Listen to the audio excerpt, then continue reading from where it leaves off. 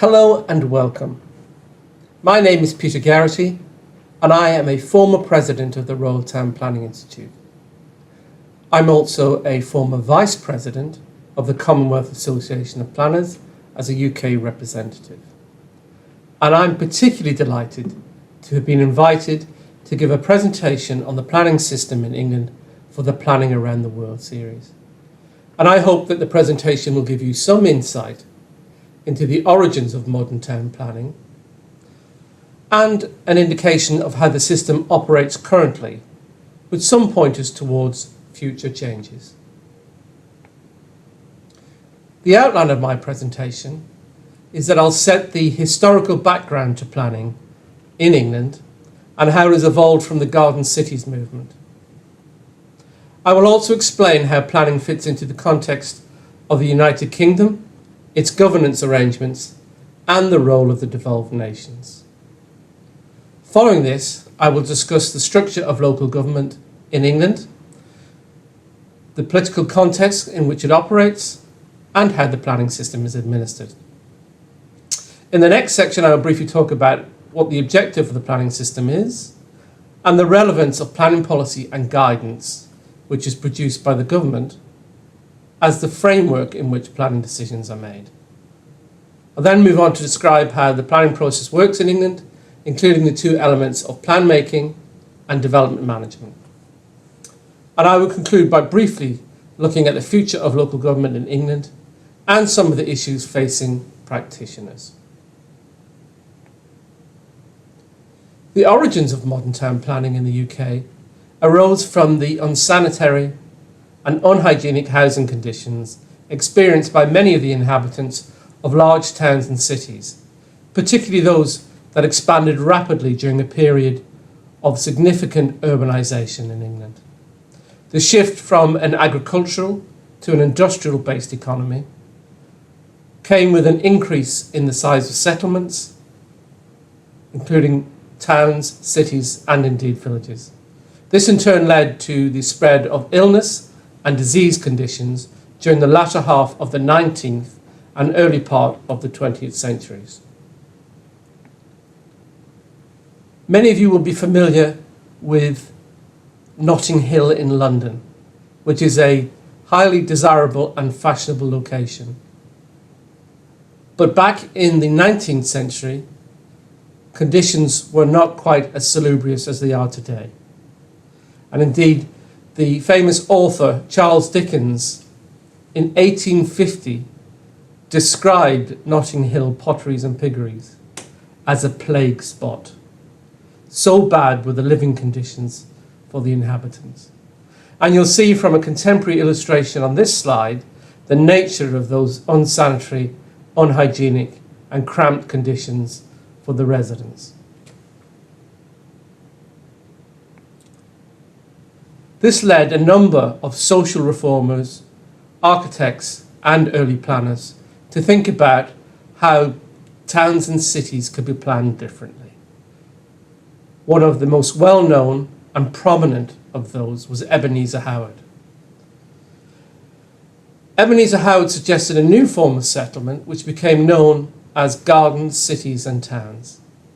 He described his ideas in his book Tomorrow, A Peaceful Path to Real Reform, which was published in 1898. It was subsequently republished in 1902 as Garden Cities of Tomorrow.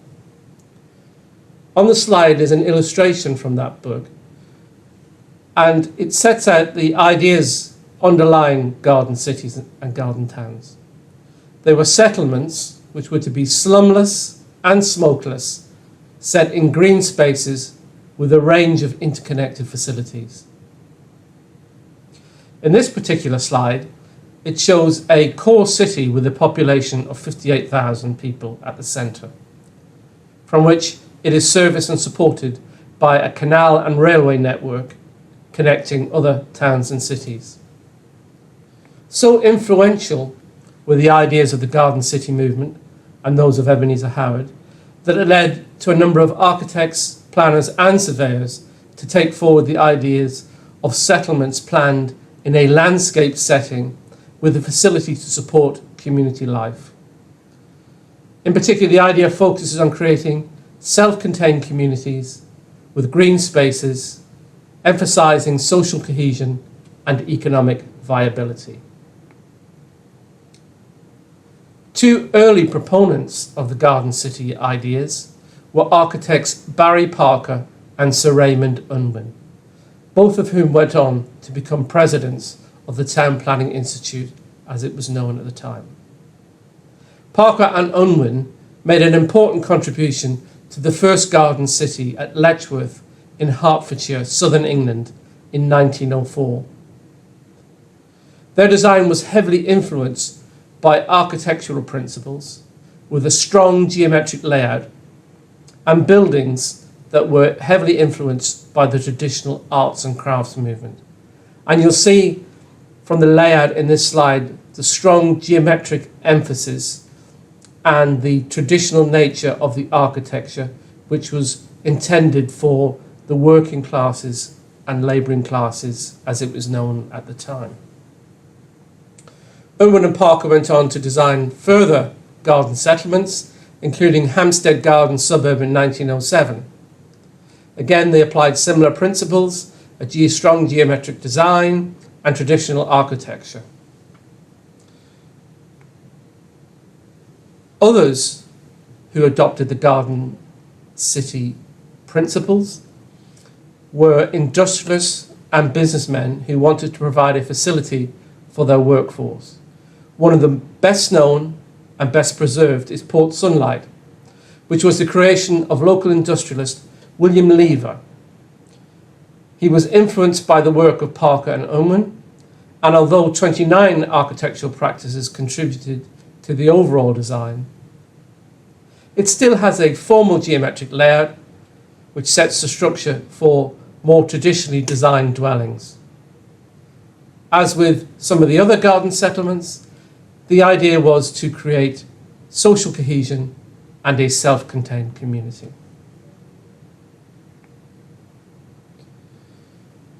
Welland Garden City in Hertfordshire was the second garden city in England, founded in 1919, and one of the first new towns designated later in 1948. It too had a very formal master plan of geometric form, which set the design framework for domestic housing very much of traditional designs, as you'll see on this slide. Its layout was very heavily influenced by a formalised geometry dominated by a large boulevard, and you'll see in the aerial photograph the early layout of that boulevard and the context in which further housing then came forward subsequently.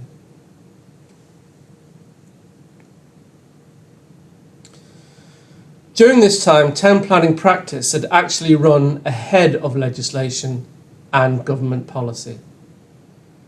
And the first planning act to be passed in the 20th century was the Housing and Town Planning Act of 1909.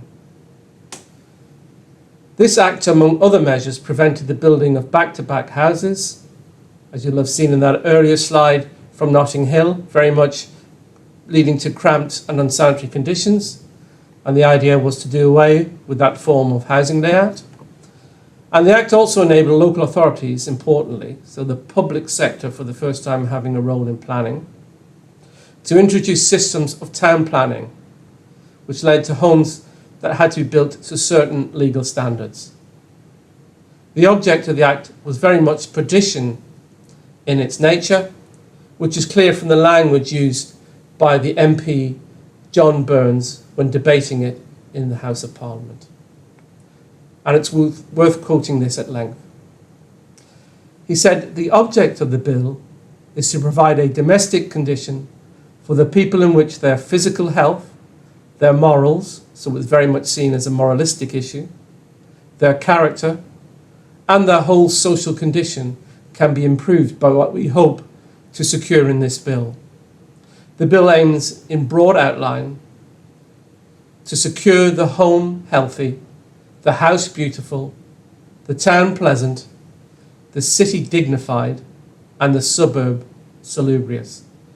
It seeks and hopes to secure more homes, better houses, prettier streets, so that the character of a great people in towns and cities and in villages can be still further improved and strengthened by the conditions under which they live. So you'll see from that quote very much still a strong social element to town planning in the very earliest days. This act was followed by a number of other acts, as you'll see in the diagram, leading right up to the 1940s. The crucial period for planning in England was between the two world wars. And one of the critical pieces of legislation, interestingly enacted during wartime, was the Minister of Town and Country Planning Act 1943. And this was significant for two reasons. One, it created the role of a Minister for Town and Country Planning and also a Department for Town and Country Planning, which is the only time in recent history of governance in England when there was a department specifically titled Town and Country Planning. Subsequently, it became part of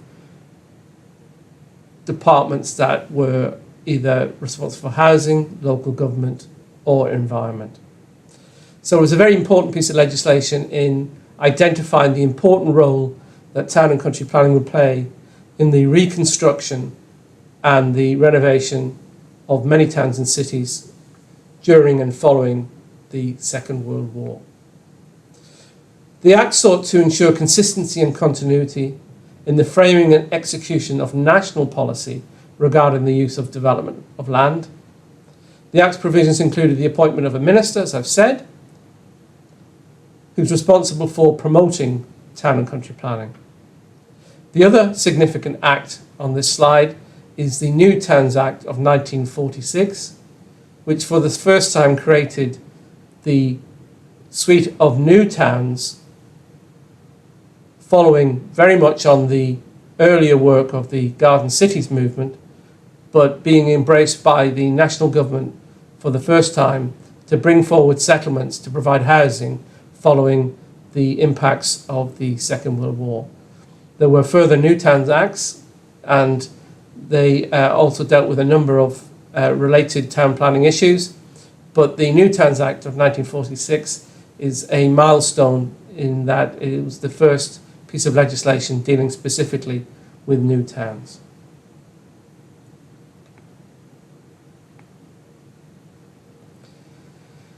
The other significant act was the Town and Country Planning Act of 1947. And this was a pivotal piece of legislation in the UK, with the objective of regulating the development and use of land. It established that planning permission was required for land and development, and the ownership alone was not the significant criteria in terms of the ability to develop land.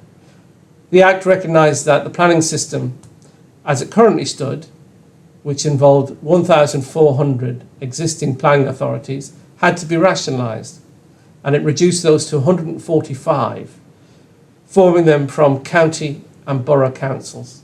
And I'll come to a little bit more detail later in my presentation around those local authorities. They were given wide-ranging powers, including the ability to carry out land redevelopment themselves, or to use compulsory purchase orders to buy land and lease it to private developers. The Act also introduced controls over outdoor advertising and the preservation of buildings of architectural and historic interest, marking the beginning of the listed building system, which I'll mention briefly later on. It's really interesting to see the comments of the Town and Country Planning Minister, Lewis Silkin, when the legislation was debated in the Houses of Parliament. And it really does give a flavour of the objective of the planning system as it was at that time. And he said, "This bill has been described as the most important for a century. I should not go as far as that, but I do say that it is the most comprehensive and far-reaching planning measure which has ever been placed before this House. I am very conscious of the great responsibility which falls on me in introducing a bill of this magnitude and historic character. The objects of town and country planning are becoming increasingly understood and accepted. Primarily, they are to secure a proper balance between the competing demands for land, so that all the land of the country is used in the best interests of the whole people. This is especially necessary in these small, densely populated islands. More than ever, there is today heavy pressure on our limited supply of land, and many of the demands on the use of our land are conflicting. And this has been very much the essence of modern planning in England ever since that day. It is about balancing the competing interests for land in the public interest. And the public interest requirement has been a critical part of planning in the UK and particularly in England for many, many years. And I'm going to touch on that a little bit later on in our presentation. So just referring back to the New Towns Act, a number of acts were passed between 1946 and 1970. And you'll see from this diagram that a number of new towns were identified in England. And its primary purpose was to decentralise urban growth and manage population distribution, particularly in response to the housing shortages following World War II. The acts aimed to provide planned communities with necessary infrastructure and services, thereby inhibiting urban sprawl. The aims of this legislation can be traced back, as I've said earlier on, to the Garden City movement. The concentration of these new towns was focused very much around London and in the southeast of the country, where the growth pressures were probably felt most significantly. Some of these new towns were bespoke, and others were an expansion of an existing settlement or had an existing settlement at their core.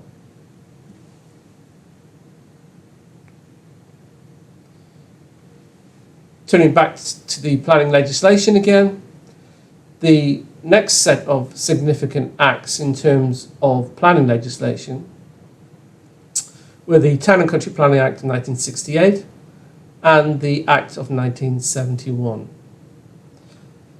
At a sub-regional level, the Town and Country Planning Act of 1968 introduced a new two-tier statutory planning system. It required strategic structure plans to be produced that delivered strategic priorities identified in a regional plan to set out broad policies for land use, including projections for housing and identification of major development sites. More detailed action area or district plans for areas of major change or subject plans dealing with particular topics were required to be produced for special issues or particular development control requirements. This act is important because it's one of the first times that regional or strategic planning was part of a statutory planning process and influenced the production of lower tier plans such as local plans. So they set the context for those plans, and local authorities, particularly individual local authorities, then were required to produce their own local plans in the context of those wider strategic and regional issues. I just want to turn now to the devolved nations and how they relate to the United Kingdom overall. As you see, the United Kingdom comprises England, Scotland, Wales, and Northern Ireland. And each of those devolved nations have parliaments located in their major cities. Since 1999, Scotland, Wales, and Northern Ireland have had their own governments, and they have been able to carry out certain legislation and certain activities through devolved arrangements. And one of those devolved powers is planning. The planning system in the devolved nations are largely based on the planning system in England, But as time has gone by, each of those devolved nations has tailored the system to meet their individual needs. But from a original genesis of UK planning legislation, they have over the years evolved to meet their own requirements and to fit their own needs. So I want to turn now briefly to the structure of local government in England. In England, local government provides over 800 services to local communities. There are certain services that they're obliged by law to provide, and these are known as statutory services. But there are other services where there is more flexibility over whether they're provided or at what level or how extensively they're provided, and these are known as discretionary services.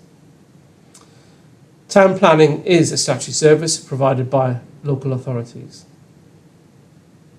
And within those local authorities, or local councils as they're more commonly known, they consist of locally elected councillors, or sometimes referred to as elected members. Those councillors are voted for by the public in local elections, and on appointment they take up a range of positions and attend various committees.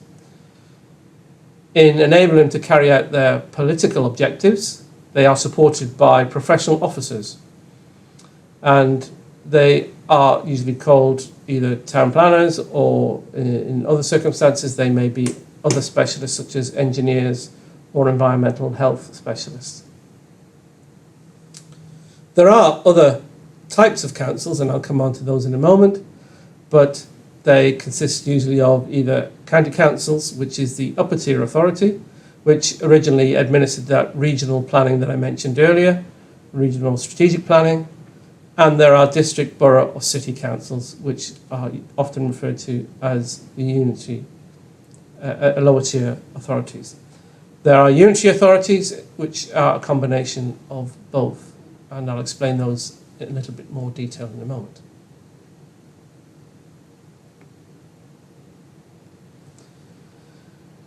So this slide shows you the administrative boundaries of the local authorities in England. And you can see from that map that there are a lot of authorities and that it is a very crowded map. So the planning system in England is administered by local authorities, and it could be through a number of authorities such as county councils, district, borough or city councils, unitary councils, and in London there are 33 London boroughs, and in some of the metropolitan areas there are 36 metropolitan boroughs.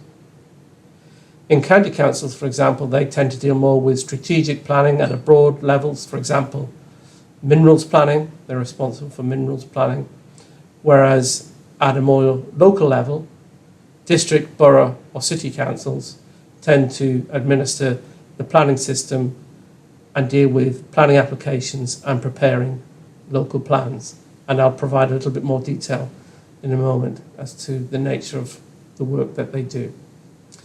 Unitary authorities sit between the two in the sense that they have some powers that the county councils have, and they have all the other powers that the district, borough, city councils have. For example, highways matters are often county council matters, but they may also be, in a unitary authority, an area of responsibility for the unitary authority. So there is some overlap.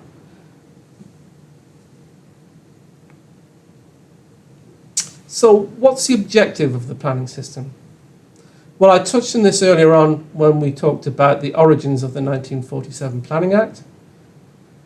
And the objective of the planning system is to control the use of land and building activities, which is commonly known in England as development, in the public interest. And this issue, the public interest, is very important and fundamentally underlies how the system operates. I've mentioned earlier about local councillors. They're elected, they are politicians, but they are required to make decisions on planning matters in the public interest. Planning officers provide advice and expertise to the elected members to enable them to make decisions that are lawful and are properly informed. So, how does the system operate? Well, the important thing is that, firstly, development is actually defined in law, and it sets out a range of policies that can be applied to development. And these policies are described in what's known as a local plan and in national guidance. I'll come onto this later, but national guidance is produced by the government, which sets the overall decision-making framework for people to prepare both local plans and to make decisions about individual planning applications. And finally, development is controlled through a system that requires planning applications to be made for planning permission. So in order to carry out development, a person must make a planning application, and that planning application is assessed by the local authority. Trained planning experts, town planners, use their planning skills and their knowledge to evaluate those applications. They apply national policies and local policies and guidance, and they measure the proposal against these policies and guidance and recommend a decision to their elected members. And I'll provide a little bit more detail on that in a moment. So there are two broad elements to the planning system. That's plan making, so preparing a local plan, and development control, which more recently has been termed development management.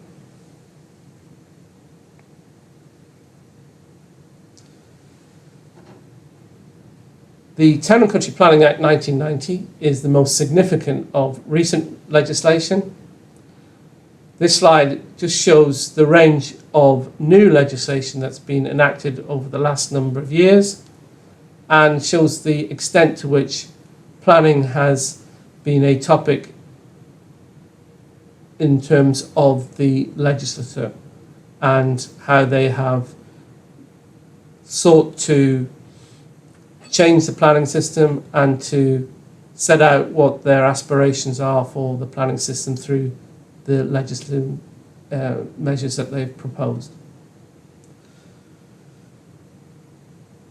Much of the legislation on the list has a planning component, but it also relates to other matters, including different parts of the planning system. So, for example, the legislation for nationally significant infrastructure projects was introduced in 2008 with the Planning Act of that year.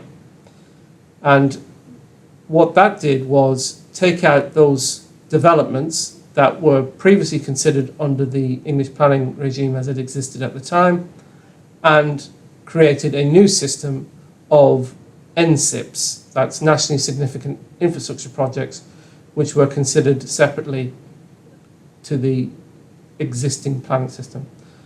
The Neighbourhood Planning Act of 2017 introduced measures relating to planning and the compulsory purchase of land for housing, but it also introduced the concept of neighbourhood planning, which I'll come on to a little bit later. So many of these acts have some elements of planning, but they also relate to other changes in the system. So in terms of plan making, this is the process of preparing, testing, through public consultation, and ultimately adopting a development plan containing the all-important planning policies for the area.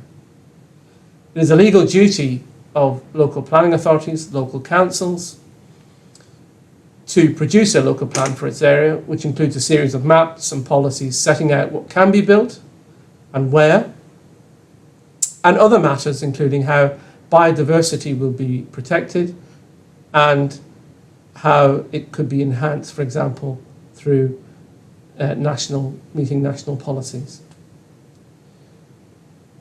Strategic planning practice has been provided for in institutional form through structure plans, regional planning conferences, regional planning guidance, regional spatial strategies. And that regional planning layer existed up until 2010. As I said earlier, the 1968 Act introduced this approach to regional planning, but from 2010, the regional planning layer was abolished and only local plan making remained. So local authorities must prepare a development plan. It must cover a minimum period of 15 years. It must be in conformity with national planning guidance, known as the National Planning Policy Framework, or NPPF for short. The plan must be based on evidence, so it's required to have an evidence base to demonstrate the justification for each of the policies that it contains.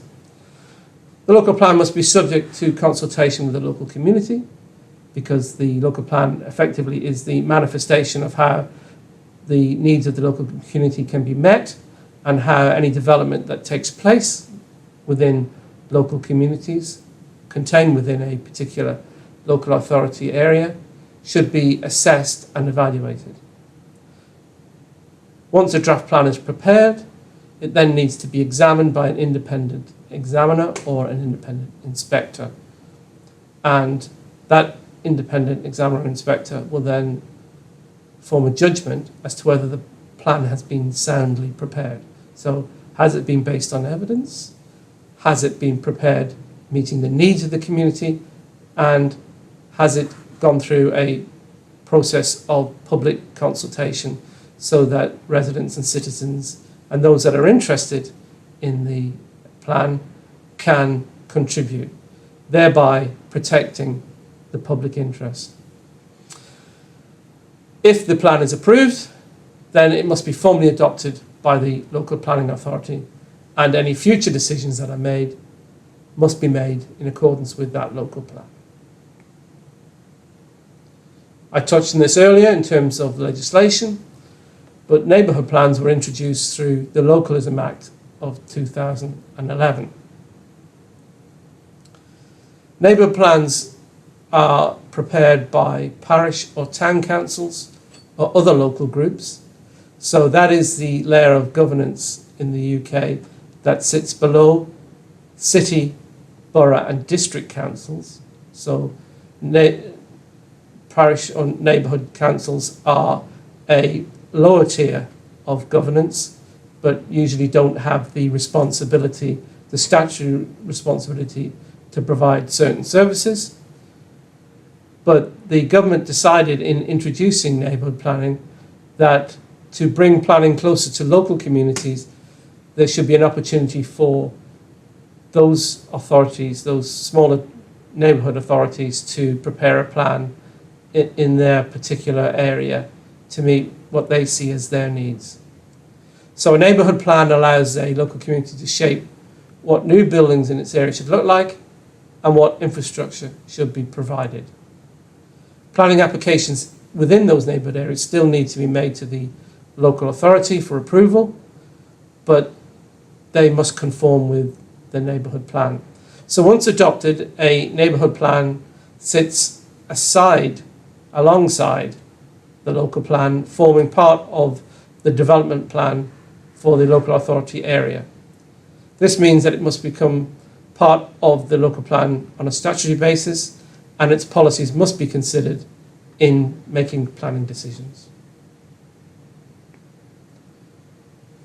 One of the most well-known planning policies in England has been the Green Belt, and it has been particularly influential in affecting decisions, planning decisions, and the preparation of local plans in England for a number of years. It is effectively a containment policy for controlling urban growth. The concept of the Green Belt, or girdle of open space, was made by the Greater London Regional Planning Committee in 1935. Subsequently, the Town and Country Planning Act of 1947 allowed local authorities to include greenbelt proposals in their development plan. So in preparing plans, local authorities, following the 1947 Act, were able to actually identify areas of land which they considered to be greenbelt, which were protected for their own sake and had significant restrictions on how or if they could be developed. So the aim of greenbelts created under this system was set out in the government circular of 1955, and in particular it had the principles of containing towns and cities, particularly around the major metropolises such as London. And the intention of the greenbelt was to operate a broad strategic level containment of sprawl and preventing settlements from merging together.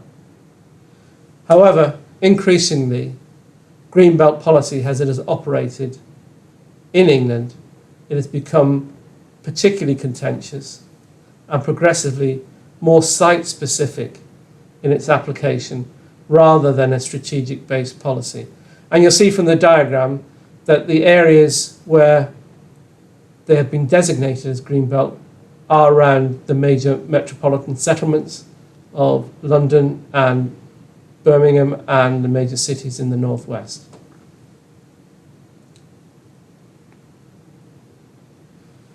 Development management is the process, sometimes referred to as development control,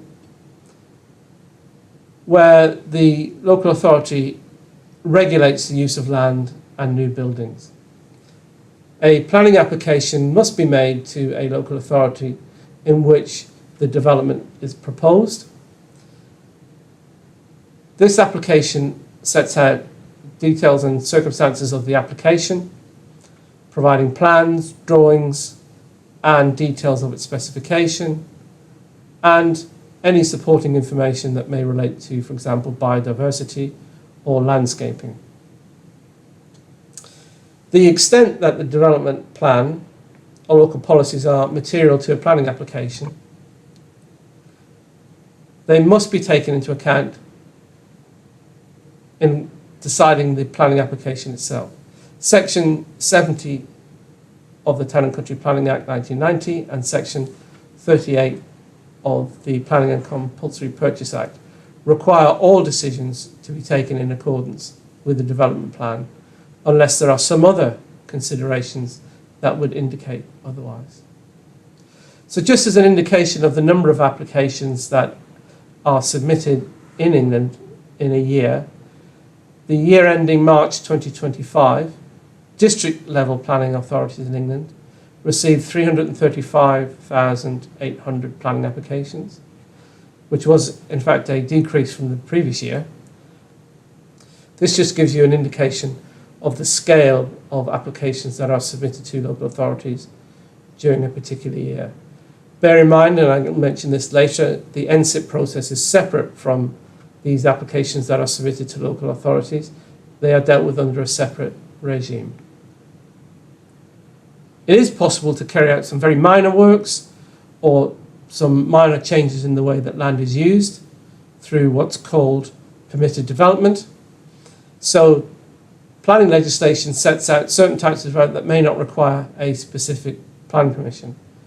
It focuses on, for example, domestic minor extensions and some very small changes in use of land, but increasingly over the last number of years, the scope of permitted development has increased quite significantly. But it was primarily intended to deal with small-scale minor development that didn't need to go through a formal planning process and for decisions to be made on those very minor applications. I've touched on this earlier on, but the context in which planning decisions are made in the UK has to be done within the National Planning Policy Framework and in accordance with Planning Practice Guidance, which is an online guide for decision makers. So the planning system in the UK is given effect by planning legislation enacted by Parliament and we've mentioned those earlier in terms of the presentation. The nationally significant infrastructure projects, the NPPF regime, was introduced in 2008, and it is separate from, but runs parallel, as I said earlier, to the existing planning system. And the NPPF regime has its own set of separate guidance and relevant national policy statements, which cover things like energy, for example. Decisions made by any local authority must be made in accordance with the National Planning Policy Framework and consistent with planning practice guidance. So that brings me to the types of planning applications and planning permissions. There are two broad types of planning permission. There is outline planning permission, which requires an application, if it's made for outline planning permission, for a decision on the general principles of how a site or a piece of land can be developed. It's very broad in its terms, and if permission is granted in outline, it may be the subject of further conditions or details that are required to be submitted at a subsequent time. It may be something that is just related purely to whether the authority are prepared to see the change in use of the land. An outline application can apply just merely to a change of use, and the details of any buildings or built form could be submitted subsequently.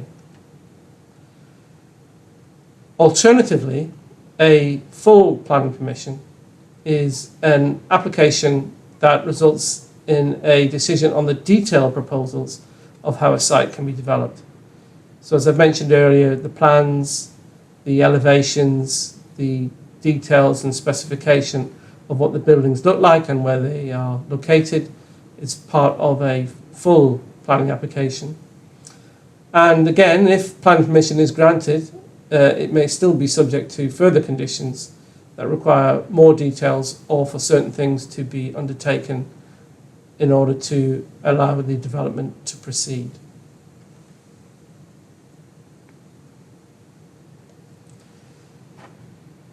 Besides planning permission, there are other types of permissions or consents which local authorities administer and are responsible for. So, for example, and I've touched on this a little bit earlier, listed building consent or conservation area consent, which deals with historically significant buildings or areas which are intrinsically valuable for their historic or visual importance. And there are areas such as advertisement consent and hazardous substances consent. So there are a number of other types of consents that a developer or a person wishing to develop may be required in addition to planning permission. But that will depend very much on the nature of the proposals. So for example, if a person wanted to undertake works to a historically significant building, it may require listed building consent and planning permission.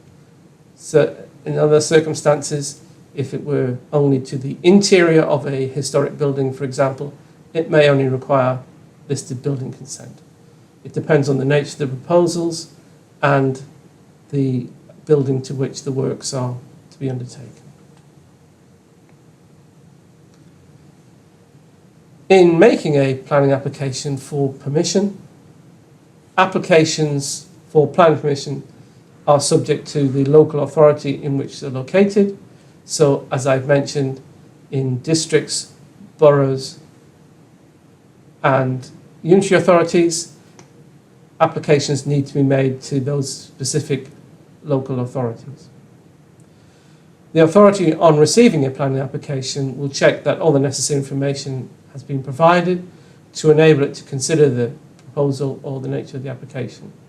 So, as I've mentioned, that application could be for outline permission or detailed planning permission. The public is then made aware of the development and is given the opportunity to express their views. So if you remember back, I talked about the public interest and I quoted from the 47 Act about the importance of the public interest. One of the ways that this is considered and protected is through notifying or giving people the opportunity to comment upon planning applications that may affect them or their local communities. The application is then assessed by professional planning officers, so town planners, chartered town planners, and they use their professional skills and expertise to evaluate the visual impact, the scale, the amenities, the environmental and other consequences, including highways and transport issues, and they prepare a recommendation to elected councillors, and it is the elected councillors that make decisions on planning applications based on recommendations from professional officers, and they can either approve, refuse, or approve with conditions attached, depending on the nature of the proposal. But those decisions must be made taking account of the local plan, the National Planning Policy Framework, planning policy guidance, as I've mentioned, and then what's described as any other material planning considerations. And they must only be based on planning considerations.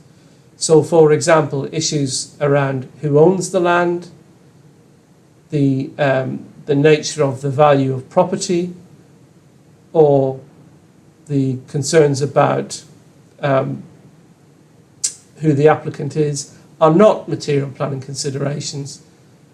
They cannot be taken into account in terms of reaching a decision, either by the elected councillors or indeed by officers making recommendations to elected councillors on particular proposals. Only material planning considerations can have regard to. There is a safeguard in terms of the planning system, so where a planning application is refused, the applicant can appeal to the Secretary of State. As matters stand in England, there is no what's called third-party right of appeal. So those that may object to an application or those that are not happy with an application being granted planning permission cannot appeal that decision. Only the applicant can appeal a decision to the planning inspectorate. It's possible also to appeal against any individual conditions imposed on the grant of a planning permission, and these again will be considered by the planning inspectorate. It's important to say that the planning inspector is an arm's length organisation which is independent of the government but is supported by the government in terms of its operation, but it makes decisions independently of government or anyone else. And this again is to ensure that the public interest is protected and that only material planning considerations, matters that are relating to planning and the local plan, are taken into account in deciding on planning applications. There is, however, a recovery mechanism where the Minister can recover decisions on certain planning matters for decision by the Secretary of State. Again, that will be based, however, on a report prepared by the Planning Inspectorate, who will make a recommendation to the government as to whether a proposal is acceptable or a proposal is unacceptable. Of course, there has to be a system of enforcement to ensure that the planning system is upheld and that the public interest is protected. Local authorities provide enforcement services which are a vital part of the planning process. By identifying and tackling cases of unauthorised development, that's development for which a planning application hasn't been made and permission hasn't been granted, or a proposal or a development that has been carried out not in accordance with the permission that's been granted, there are measures available to enforce against them. There are a number of types of notices, and you'll see from this slide that there's an opportunity to serve either a stop notice, a temporary stop notice, an enforcement notice, or a breach of condition notice. So in those cases where permission has been granted and subject to conditions, and those conditions have not been complied with, the authority can serve a notice requiring those conditions to be complied with. Or where activity carries out that is so egregious in terms of the impact on amenity, an authority has the power to serve a notice called a stop notice, and breach of a stop notice is a criminal offence. In less egregious circumstances, they have the opportunity to serve what's called a enforcement notice, which will set out the steps that the person is required to carry out in order to comply with either a planning permission or is required to take down, remove, or modify in some way an unauthorised development, so a development for which planning permission has not been granted. There are rights of appeal against these notices, and again these appeals are considered by the Planning Inspectorate, which, as I've said earlier, is an independent body which will look at each of these appeals on the basis of their planning merits, even though they may have been carried out in breach of planning legislation and planning control. They will look at whatever proposal comes forward in terms of the works or the development that's been carried out, and they will evaluate it in the same way as if an application had been made.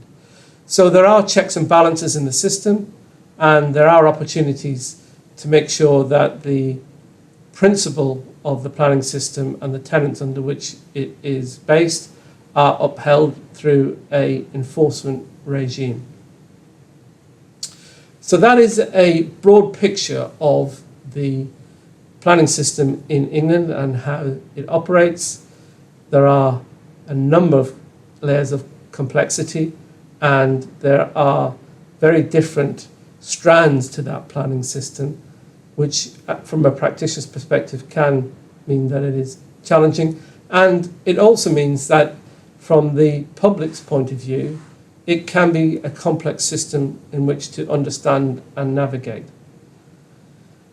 In that context, although the basics of the planning system have been in place for many years, going right back to 1947, for example, the government over the last number of years have looked at changing and reforming the planning system, and there are a number of very significant changes in terms of local government which are currently being considered in terms of changes to how local government in England operate, and I'm just going to touch on those very briefly.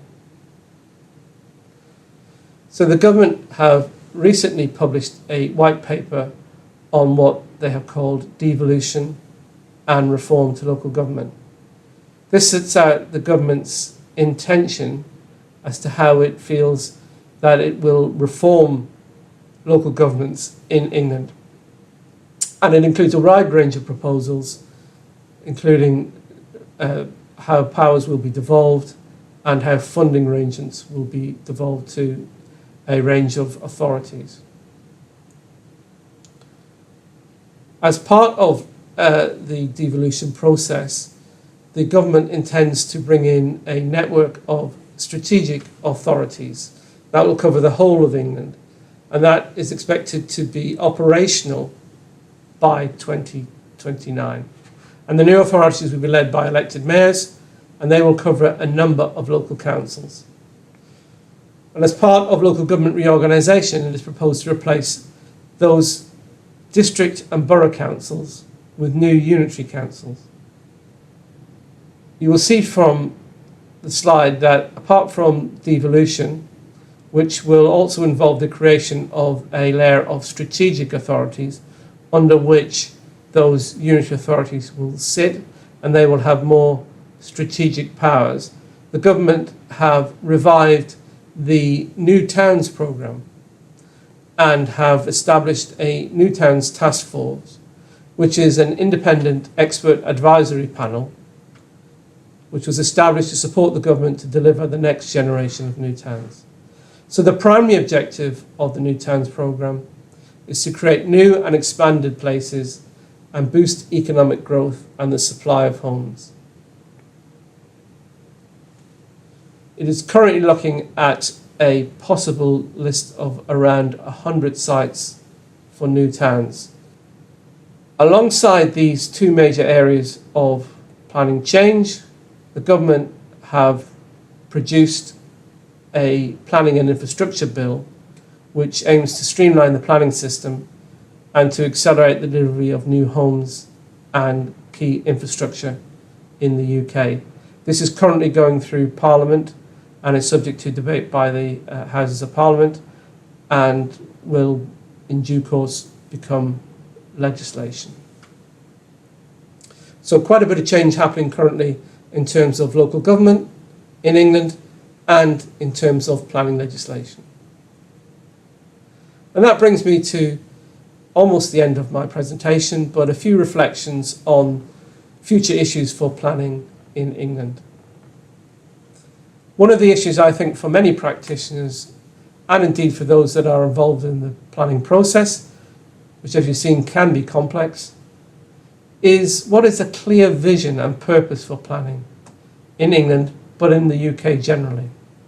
So for example, there is no national spatial strategy, and until recently, there were no regional or strategic level planning.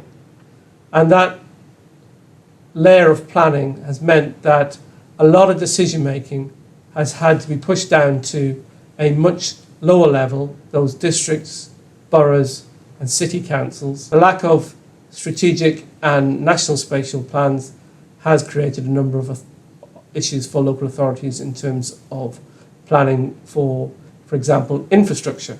Because as we know, infrastructure crosses many administrative boundaries and has impacts on a wider geography than just particular local authorities. So you think about highways, you think about water planning, you think about energy planning.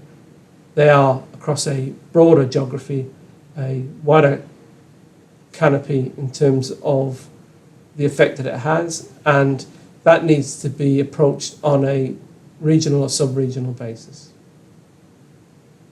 So the lack of that regional, sub-regional context has created difficulties for local authorities in a number of areas, particularly in the southeast where there is major pressure on a number of infrastructure elements. The constant reform of the planning system, and I touched on earlier those number of acts and different pieces of legislation that have a planning dimension or a planning component, and this has led to a degree of uncertainty about the role for planning because there, as I said earlier, there isn't a clear vision and purpose at broad governmental level. The other issue for the practitioner and particularly local authorities is the under-resourced and underfunded planning system.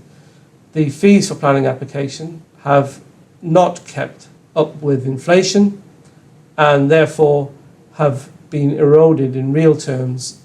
Many authorities have struggled to resource planning and planning departments in terms of the pressures that are seen in terms of, for example, recruitment and retention. We're increasingly finding difficulties in recruiting and retention, and that is in part because the authorities in question don't necessarily have the appropriate funds to be able to have the resource level that they require for what is increasingly a complex planning system. Associated with this is the perception of planning. Planning has become more contentious and more contested, and there is a more preparedness to object to planning proposals, particularly those that are located in the green belt. And this has undermined the perception of planning in the public's eye. Related to this is the local plan system and the issue of community engagement. And I would say that associated with this is what I call the housing conundrum. So what I mean by that is that increasingly there has been a need to provide housing. Housing pressures is a very significant issue, particularly in relation to the southeast of England. Property prices are high, the supply is not what it should be, and there is a growing resistance to seeing housing development planned for through the local plan system, because the intention of the local plan is to allow for growth to happen in terms of housing provision, but done in a way that is planned, that has the appropriate infrastructure, and that has community support, because they are seeking to make accommodation for increasing number of houses for which there is not community support. So that issue of the public interest has in some ways been turned on its head. The purpose of the planning system has been to support communities by providing those facilities, infrastructure, and meeting the needs of those communities in a way that is systematically planned, but increasingly there is not a preparedness to accept the levels of growth in local communities, and therefore undermining the local plan process. So that is a real issue for the future of planning in England. So that brings me to suggestions for further reading that you might find interesting. I have suggested some books, publications and reports that you might find are of value, and set out some of the nuances in terms of the planning system, which deals with some of the issues that I've mentioned earlier, including strategic planning and the continuing reform in the planning system. So I hope that you've found the presentation interesting and that you've gained some understanding of the planning system in England. Planning over the last quarter of a century has become characterised by increasing government reform and complexity. Some changes to the planning system have been small but significant, but others have been more substantial and impactful, such as the abolition of spatial strategies and the introduction of the NPPF regime that I mentioned earlier. But I hope that this presentation has given you some insights into the nature of planning practice and the, at times, complexity within which English town planners have to operate. It's been a pleasure to contribute to the Planning Around the World series, and I thank you for listening and for your attention.